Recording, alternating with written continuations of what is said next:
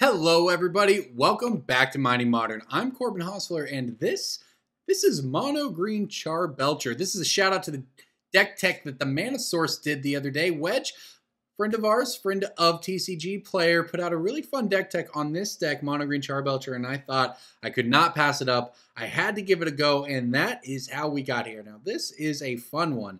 This, by the way, is a super budget deck. This is under $100, and you could upgrade it a little if you wanted. Wedge had Wormcoils in it, but you know what, man? We can go cheaper than that. Hornet Queen was a replacement I made, but let's talk about the deck. Goblin Charbelcher is 4 mana. Activate it.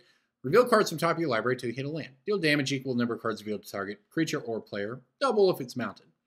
What our deck does, same, do not have any lands in our deck when we activate it, because if that's the case, it deals damage equal to all the cards you reveal, which kills basically any opponent. Now, of course, Goblin Charbelcher is a legacy deck where they make a bunch of mana on turn 1 with a bunch of really broken cards, and then cast Lions like Diamond and make a bunch of mana and Charbelch people out of the game. Now, we can't quite do that in Modern, but what we can do is play all 7 lands here, just 7 lands and a bunch of ways to get mana, like Chancellor of the Tangle. This is great because it's a mana source on turn 1 that is not a land in your deck, because again, you can only have so many. What it does do, though, is give you a mana on your first turn to cast spells like Caravan Vigil, get a land out of your deck. Ancient Saurians, find you a land or a Charbelcher. Traverse the Ulvenwald, finds a land. Utopia Sprawl, good if you have a land anyways.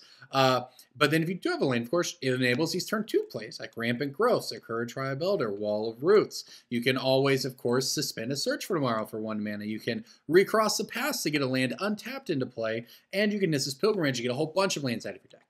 All of this is leading up to the payoff of playing Goblin Charbelcher for 4 mana, activating it for 3 mana, and doing 40 damage to your opponent as early as turn 4.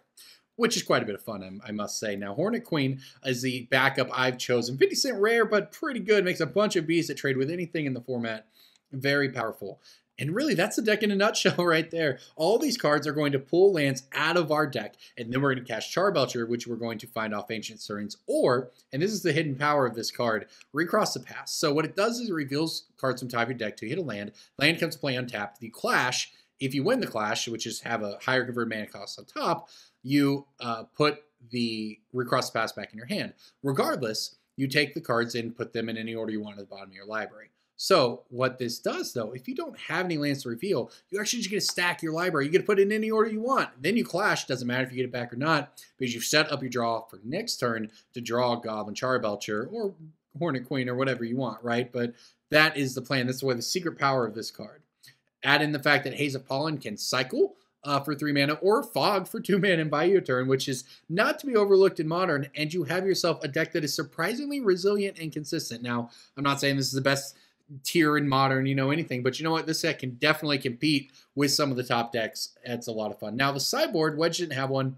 I had fun with it. I played some cards. Basically, I looked at cards that beat me on Magic Online or seemed reasonably budget, and that's what we have here. Autumn's Veil. So how you protect against counter spells. You can upgrade this one to Defense Grid if you want, probably, if you're not looking at budget. I have a Kitchen Finks in here. Could just be more Life Goes On. Great card, gives you 4 life and instant speed. If you combine it with Sakura Tribe Elder, however, sack the Sakura Tribe Elder, trigger Morbid, essentially, on Life Goes On. You gain 8 life instead.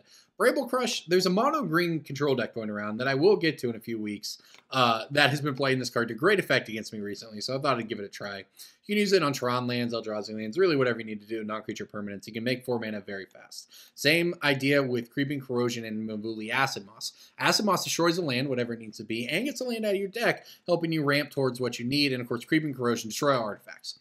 Lantern getting you down, Affinity killing you too fast. Get to 4 mana on turn 3, blow it all up. It's a pretty good plan all around. So that's the deck. Again, shout out to Wedge from the Mana Source for highlighting this deck. Really just wanted to give him the shout out and show how much I enjoyed the deck and give it a playthrough to see what everyone else thought about it. So everyone, thank you for watching. I'm Corbin Hostler. This is Mining Modern, and this is Mono Green Charbelcher. Let's go belch some people out of the game.